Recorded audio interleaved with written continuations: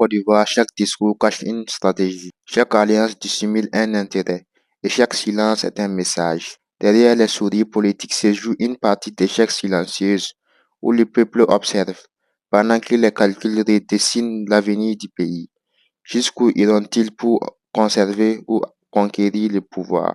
Dans le cas pratique de la Côte d'Ivoire, on a décidé d'axer notre réflexion sur les trois figures emblématiques qui ont occupé l'arène politique sur quasiment 35 ans. Ben voilà, qui ont occupé, mais qui continuent d'occuper, hein, toujours. Bon, oui, continue. L'homme de certaines personnes aussi, hein, ben voilà. C'est cela. À savoir Henri Konan Bédié, ben voilà, Laurent Gbagbo et Alassane Ouattara. L'étude s'est évertuée à mettre en exergue le caractère un peu fluctuant des alliances qui n'ont pas toujours été empreintes d'éthique. Alors, la majeure partie des jeunes qui semblent être utilisés comme chair à canon, le mot allait un peu fort, on remarque que chaque élection présidentielle s'est transformée en rendez-vous immanquable d'affrontements meurtriers. Et tous les rapports qu'on a lus mettent en exergue le fait que la majeure partie des victimes sont des jeunes. Donc, il était un peu impérieux pour nous d'essayer de faire ressortir certaines rétractations de ces hommes politiques-là afin d'interpeller les jeunes pour qu'ils puissent comprendre que la politique, c'est un jeu voilà, dans lequel on peut ne pas partager les mêmes convictions, mais il faudrait éviter de donner souvent sa vie parce que ceux même pour qui, ou ceux qui sont censés incarner les convictions pour lesquelles nous donnons notre vie, généralement se retrouvent après et puis bon, les convictions ne sont pas toujours au rendez-vous. Ben voilà. Docteur Deroussimi, il y a plusieurs sujets qui concernent la vie politique ivoirienne, même la vie sociale. Oui. On peut aborder plusieurs sujets. Pourquoi avoir choisi d'écrire sur ces alliances et surtout de coucher votre plume également sur un sujet très important, l'instrumentalisation des jeunes, dont certains disent qu'ils ne sont pas instrumentalisés, qu'ils font leur choix en toute liberté? Je dirais, il y a plusieurs, voilà, plusieurs raisons. La première, pour moi, c'est une contribution au débat politique ivoirien. Parce que depuis un bon moment, tout le monde est analyste. Voilà, tout le monde se dit analyste, tout le monde se prononce sur l'actualité. Mais il était un peu important d'apporter des écrits qui s'adossent à des sources vérifiables pour pouvoir consolider davantage le répertoire en matière de connaissances relativement à la politique ivoirienne.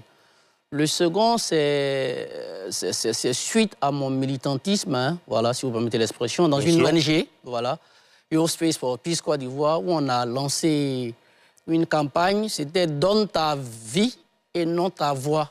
Parce que si tu meurs, ils vont se réconcilier en griffe dans ton dos. Ben voilà. Donc ça m'a aidé. Et après ce slogan-là, on avait une conférence. Mais le conférencier m'avait laissé un peu sur ma faim. Donc ça m'a poussé à creuser pour interpeller les jeunes parce que j'ai constaté aussi qu'après 2010, plusieurs amitiés que j'ai constatées sur la cité universitaire, voilà, j'étais à Ulliansville sur la cité universitaire, j'ai remarqué beaucoup d'amis qui ont vu leurs amitiés de longue date se disloquer. À cause de la politique? Absolument. Pendant que je constatais que bon, ce n'était que des remises en cause permanentes. Donc j'ai estimé qu'il était important d'interpeller les jeunes pour ne plus que les élections présidentielles soient un canal par lequel ils perdent toujours la vie. Et après, bon, on voit les hommes politiques qui s'insultent. Dès que ces derniers-là sont heureux, la masse les suit. Dès que ces derniers-là remettent les choses en cause, la masse les suit. On peut les suivre, mais sans pour autant porter atteinte à la vie des uns et des autres. Ben voilà. Très bien. Joseph Sassemon, vous, dans une autre vie, vous êtes créateur de contenu et vous vous intéressez beaucoup à l'histoire de la Côte d'Ivoire. Que vous inspire cet ouvrage écrit par Dr Deroussimi? Alors, à première vue, lorsqu'on voit simplement le titre, on peut dire que c'est un ouvrage tempestif. C'était le meilleur moment, d'autant plus qu'aujourd'hui, on parle seulement, pour ne pas dire beaucoup, des jeunes en politique. Leur instrumentalisation et leur apport pour et dans la vie politique ivoirienne. Et au-delà de la couverture, il y a une question aussi qui me vient, si vous me permettez, je vais l'adresser. J'aimerais savoir quels ont été les éléments ou les indicateurs sur lesquels l'auteur, monsieur le docteur, s'est appuyé pour pouvoir dire les jeunes sont manipulés à cause de cet élément, à cause de ceci, comme cela, pour que ou même si on n'a pas encore lu, on peut avoir déjà quelques éléments qui vont nous permettre de, dans quelques mois, quelques semaines, rectifier notre comportement en tant que jeunes. Docteur Deroux? Ok. Ben, je pars de... Mon approche, elle est juridique, elle est sociologique, mais elle est aussi et surtout historique. D'abord historique. Donc, l'instrumentalisation, pour moi, c'est quand quelqu'un défend une cause qu'il ne comprend pas et que pour cette cause-là, il est capable de perdre la vie. J'ai envie de vous demander comment on mesure ça. Par des faits. Je m'explique. Bien sûr, allez-y. Ok. En 95, généralement, je crois en avril, on a le Front républicain. Au sein de ce Front républicain, on a Alassane Ouattara du Rassemblement des Républicains et Laurent Gbagbo du FPI. Ben voilà. Alors, dans mon œuvre, j'aborde ce que j'ai appelé les revirements discursifs de Laurent Gbagbo dans ma première partie relativement à la question des articles 49 et 50 du Code électoral qui disqualifiaient Alassane Ouattara.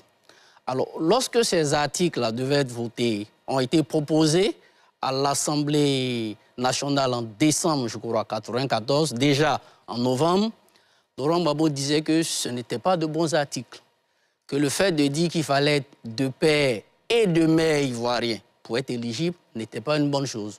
Mais ça a été accepté. Par la suite, Paul Yaoundé, qui était alors président du groupe parlementaire FPI, constitutionnaliste, reconnu, ben voilà, a traité ce code de code cannibale. En octobre 1999, Laurent Gbagbo réitère et il demande à ce qu'on permette à tout le monde d'être candidat pour ne pas qu'il y ait une guerre civile à cause de ce même code. Mais dès qu'en décembre 1999, il y a le coup d'État et que Robert Gueye arrive au pouvoir et que le potentiel adversaire important de Laurent Gbagbo semble être Alassane Ouattara, le Front populaire change de fusil d'épaule. Il demande à ce que le haut soit maintenu car le poste de président de la République est un poste important.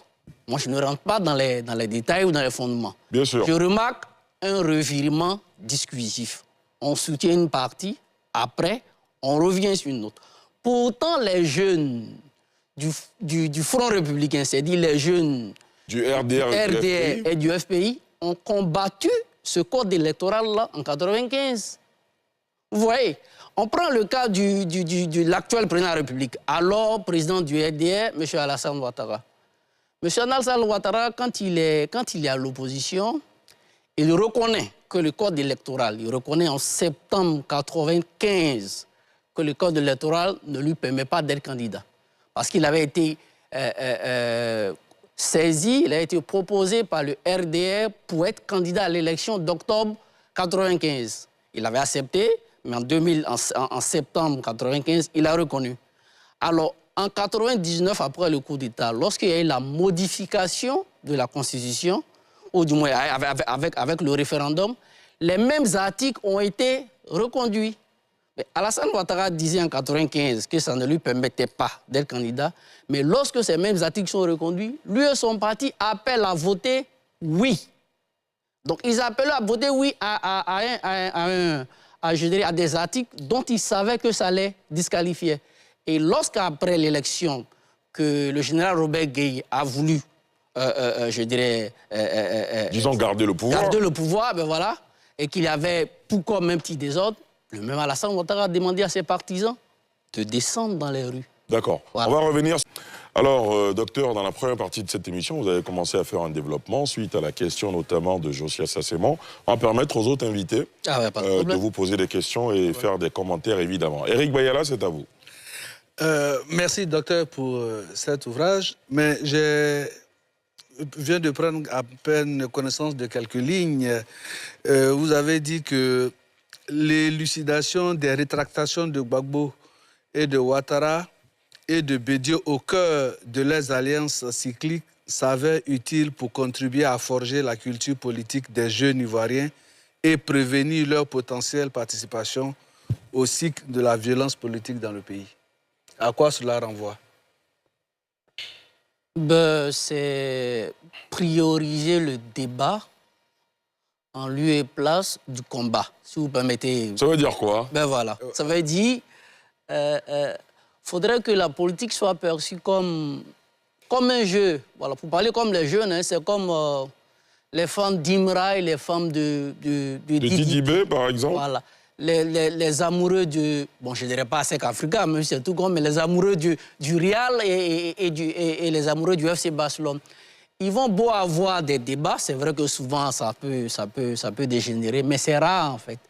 Parce que si ces jeunes-là ne comprennent pas que la politique est un jeu, ils risquent... Pourquoi on précise? Il y a un document politique, stratégie, relativement à l'instabilité et au chômage des jeunes en Côte d'Ivoire en 2020, qui a mis en exergue le fait selon lequel les jeunes sont à la fois les plus grandes victimes, à la fois et aussi les acteurs des crises qu'on vit en Côte d'Ivoire. L'un des rapports de l'ONU, je crois, publié en 2010, relativement à la crise post-électorale, souligne que 70% des victimes de la violence politique ont entre 15 et 35, voire 40 ans. Donc les jeunes sont au cœur, en fait. Ils peuvent privilégier le débat. On peut ne même pas partager les mêmes avis, hein, c'est tout à fait naturel. Il faut qu'il y ait contradiction, mais il faut résister à ce que nous, on appelle le chant des sirènes. Parce que ces politiciens-là, de manière ouverte, hein, peuvent s'envoyer des pics qui ressemblent souvent même à l'animosité. Ben voilà. Mais après, on voit que ces derniers se mettent ensemble. Vous voyez que Bédié Gbagbo s'est mis ensemble avec Ouattara en 1994. Dès qu'il y a eu le coup d'État, comme chacun d'eux voulait le pouvoir, ils se sont séparés. Gbagbo arrive au pouvoir, c'est Bédié qui a été combattu par Ouattara et Gbagbo. Bédié rejoint Ouattara en 2005 au sein du RHDP. Laurent Gbagbo est au pouvoir. En 2010, pendant l'élection, le RHDP est victorieux de Laurent Gbagbo. Alors c'est la lune de miel hein, entre Bédié et Ouattara avec les éloges réciproques. Hein, cher aîné, grand frère, ce pont vaut tel nombre de mandats et autres, jusqu'à leur séparation relativement à l'interprétation de l'appel de Daougoro. Alors pendant leur lune de miel, Bédié, par exemple, a dit, je crois en 2013, que Laurent Gbagbo devait rendre compte parce que c'est lui qui avait donné des ordres par rapport aux 3000 morts. Pendant ce temps, Laurent Gbagbo était à la Haye. Mais dès que la pomme de discorde a commencé à être une effectivité entre Bédié et Ouattara,